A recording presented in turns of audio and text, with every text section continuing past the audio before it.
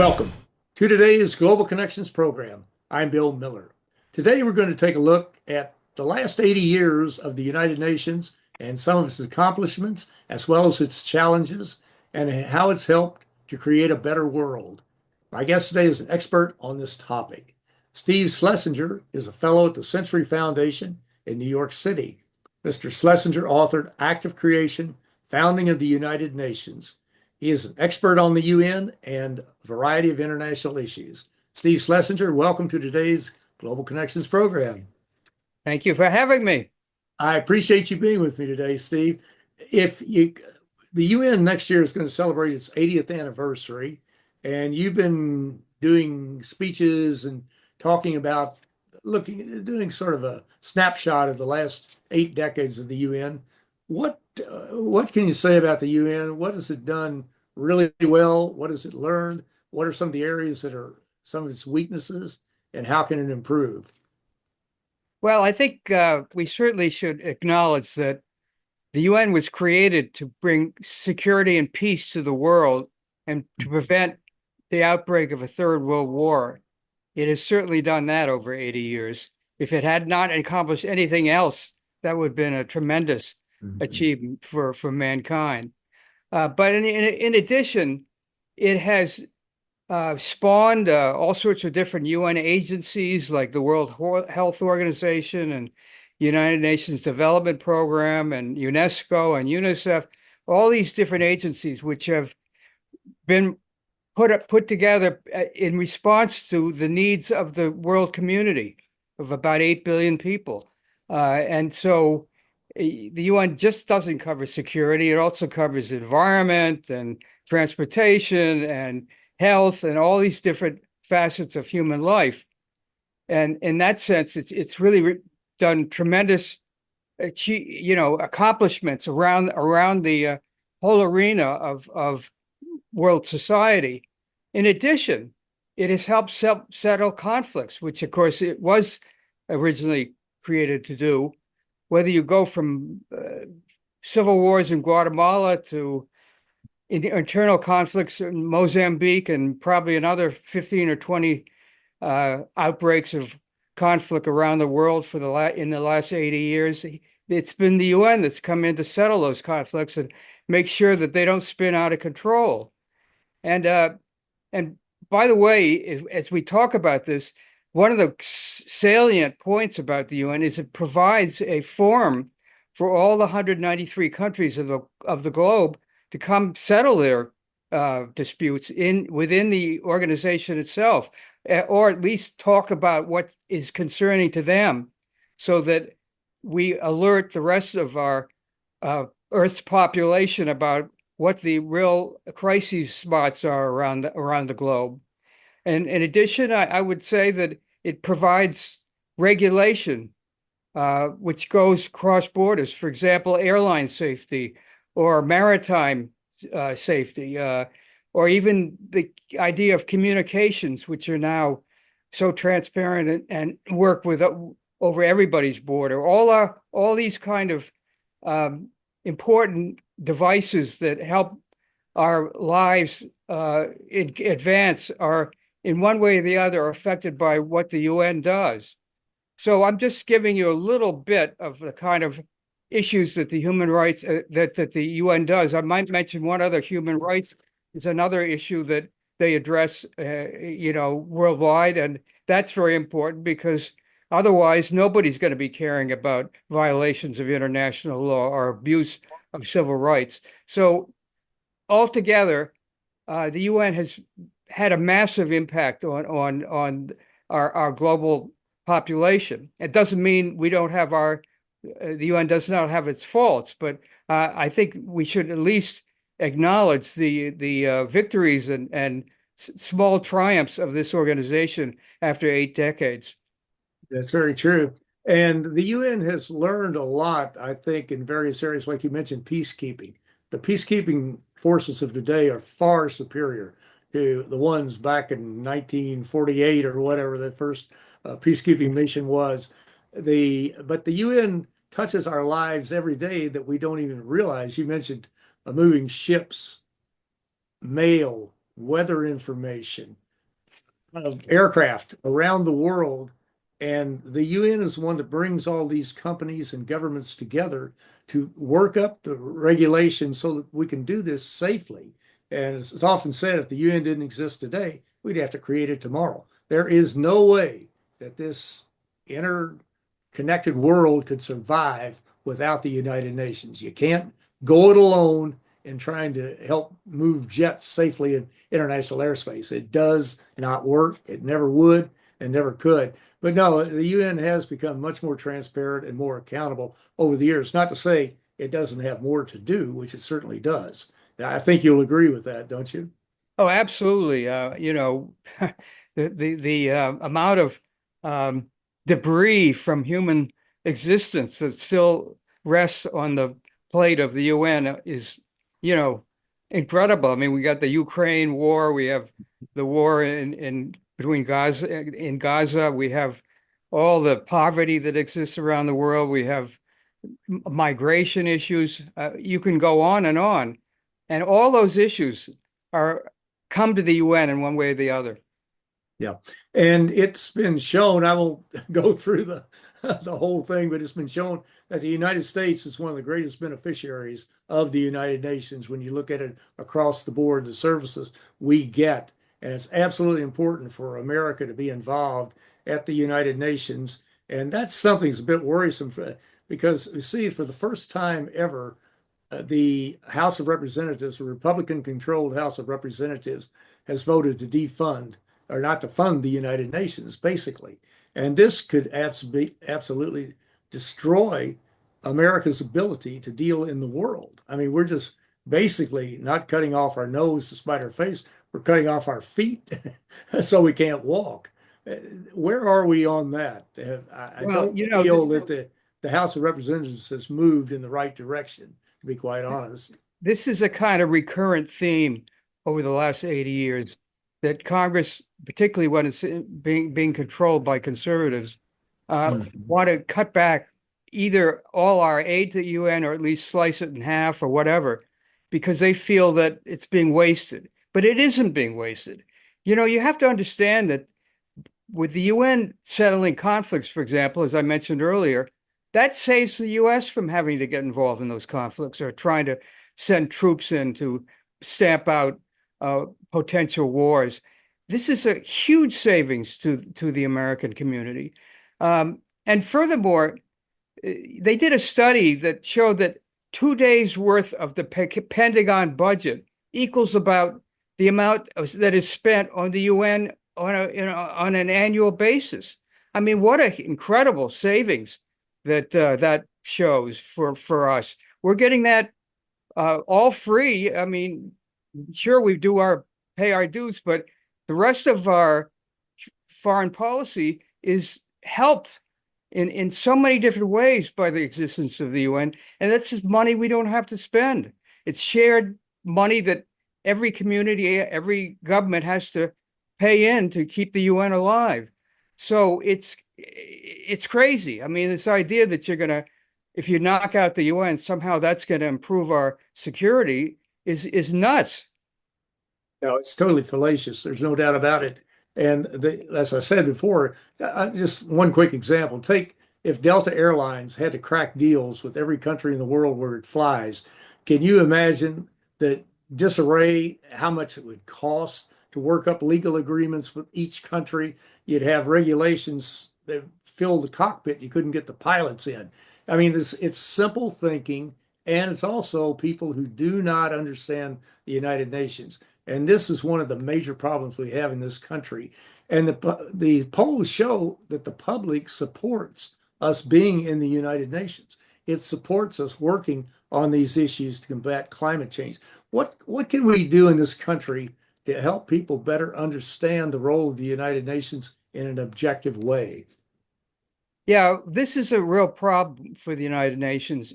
It's prohibited, in fact, from promoting itself. It's supposed to be a kind of nonpartisan, neutral body, but that, in a way, thwarts its importance, at least to the American community, because they don't understand how many virtues the UN has that help our security and our growth as a country. And I think that I think part of the problem is the press, frankly. Today there's no single American newspaper or media outlet, whether it's TV or streaming, has a permanent representative, covering the UN. That was not true 10, 15, 20 years ago. So you're not getting yet regular reports, at least that are news reports that reach the American citizenry about what the UN is up to. Furthermore, I fault in many ways the leadership of our country. I mean, President Biden has been very good about the UN. He's really embraced it, but he does not talk about it on a regular basis. The last president who actually mentioned it in their inaugural address was John F. Kennedy in 1961. How many years ago was that? Over 60 years ago. And I'm very fearful of what Donald Trump, as our new president, will do, because he's never shown any particular interest in this international organization.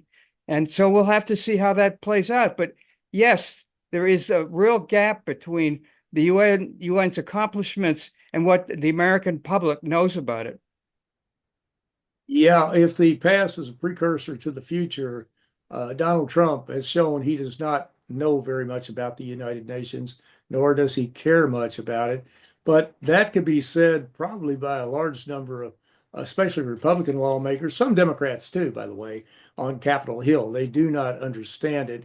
But I do want to say one thing, Steve, before we go too far, and then we'll do a quick break. But your website is www.stephenschlesinger.com, so our viewers could tap into it. And we're going to come back and talk about how the Trump administration will interact with NATO, UN agencies, and a variety of other groups. Well, you're watching Global Connections Television, which is a privately funded, independently produced program. The opinions expressed on Global Connections are solely those of the moderator and his guests. We'd invite our viewers to go to our website at www.globalconnectionstelevision.com to view previous programs.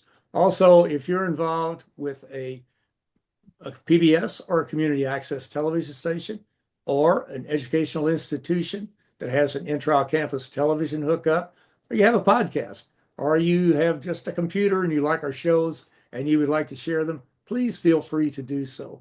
Global Connections Television is provided at no cost as a public service to help us better understand international issues and how they impact our lives. Today, we're taking a look at an organization, the United Nations, that touches the lives of all 8.2 billion people on the planet, talking about its strengths and its weaknesses. My guest today is an expert on the UN. My guest is Stephen Schlesinger, who is the author of the Act of Creation, Founding of the United Nations. Steve, you're talking about the Trump administration, and well, this Project 25 comes to 2025. In there, there's a reference to international organizations, and I think the UN may be specifically mentioned. I can't remember, but it's really an isolationist approach for the United States to abandon NATO, to pull out of the United Nations, and to really go it alone. It'd be Fortress America versus the rest of the world. How will that unfold? How do you think that's going to play out?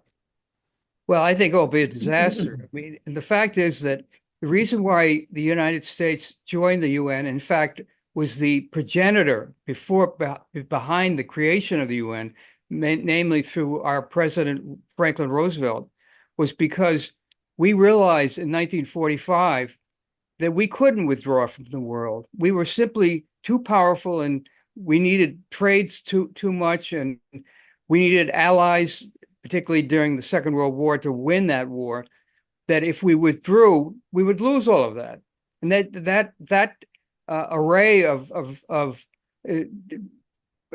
additions to our American arsenal cannot be kind of denied. We just need them. This is something that is essential to our future as a thriving country. And so in 1945, Franklin Roosevelt convinced the U.S. Senate, which had denied our involvement in the prior League of Nations 20 years earlier, convince them that this time we had to join an international organization like the UN in order to secure our borders and make sure that we would keep our people safe, but at the same time that we would protect our commerce and our commercial relationships with countries abroad. All of these things which are part of the growth pattern of any society. And since 1945, there have been efforts, nonetheless, by conservatives in general to withdraw from this body, but they never go anywhere because in the end, all administrations start to realize, hey, if we withdraw from the UN, we're losing a great pal, a great friend to our own security. And we get it for nothing. We pay a nominal fee, I mean, considering what we spend on our defense, and we get all these great assets that we didn't have before. And I think even Donald Trump found that true in his first term. He appointed Nikki Haley, who was no great fan of the UN, but in the end, she stayed there for the 4 years of the Trump administration and did represent the U.S. and helped work out in certain cases, for example, sanctions against a country like Iran and other kinds of attempts to regulate or at least impose some sort of critical protections or advances on other nations. And that can't be done alone. It has to be done in the conjunction with other states. So the UN did serve a purpose during the first Trump administration. I'm just hoping that now that he went through that experience, he'll regard the UN as an asset in the second administration. It is true that he has now appointed a right-wing former congresswoman from New York State named Elise Stefanik, who is a fervent advocate of America First. And she, as by the way, was Nikki Haley, she may find out very quickly, as Haley did, that the UN is actually useful and is not a negative for our foreign policy. And it's interesting, the America First theme could actually, if you work to support the UN and to strengthen the UN, could actually work to its advantage. But if you want to be an isolated Fortress America, then that's probably not the way to go at it. But you were talking about the UN and the budget. It's been reported that the city of New York Fire Department has a bigger budget than the United Nations. And the UN is carrying out programs all around the world. And so it's absolutely critical that we support this. Well, we also have not only the permanent representative, you mentioned Stefanik, Elise Stefanik, but we also have other organizations basically every organization in our federal government, some way or another, could tie into the United Nations. It doesn't matter what it is, Department of Education, Health and Human Services, working with the World Health Organization, just on across the board. But there are two other appointments right now that are out there. And one is Pete Hegseth, who's been nominated to head up the Department of Defense. His resume is so thin that there's just very little evidence that he actually knows anything about defense. And it looks like he's trying to fight a woke war to get DEI out of the defense and to get women off the front lines. Have you seen much about him, or what do you think Yeah, I about know. that appointment? I share your reservations. This is a man who has only been even attended to because he appears on Fox News as a commentator on military affairs, but he has no vast background in managing an organization of over 1 million people. I mean, that's just something he has no background in. He has no particular sense of how the armed forces, their roles with other countries around the globe. He's never particularly indicated an interest in NATO or some of the other armed military blocs that we are members of. I think he's simply a man that impressed President Trump because he appears well on television, which seems to be a very important part of the way Trump picks his cabinet choices. And I think, unfortunately, once again, he's stumbled into a specious way of selecting good talent for a serious administration by, you know, targeting him as the man to run the Defense Department. And hopefully that Congress will wake up, as they have about Matt Gaetz as Attorney General, who's now withdrawn his name for nomination. The same thing will happen to this man, but we'll have to see how that plays out. Exactly. And the other one that's really very disconcerting is Tulsi Gabbard as national intelligence head, and she is just totally pro-Putin.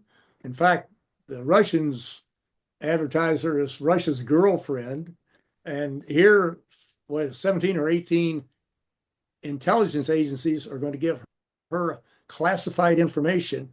And where do we think that's going to wind up? One could guess it'll probably wind up in Moscow or North Korea or wherever. And it is not going to fare well for the United States, that's for sure. But that one is really very worrisome. And the other part, we rely on other countries to give us information, our allies, and we give them information, especially if somebody wants to blow up a tunnel, Hudson Tunnel in New York or something. How many of our allies would want to give any information to the United States, knowing that it's a sieve with her if she gets her appointment, or even be quite honest with Donald Trump, who basically is no longer alleged he took top secret documents from the government to Mar-a-Lago and kept them against the law. It was totally illegal to do that. So anyway, these are things we're going to have to watch, Steve. I wish we had more time to cover them in 30 seconds. Do you have a closing comment? Let's keep the UN part of the United States foreign policy. That's my final comment. It'll be to our detriment if we don't. That's for sure. Well, Steve Schlesinger, thank you very much for a very interesting and a very informative program. Thank you. My pleasure. I'm Bill Miller. Thank you for joining us today on Global Connections Television.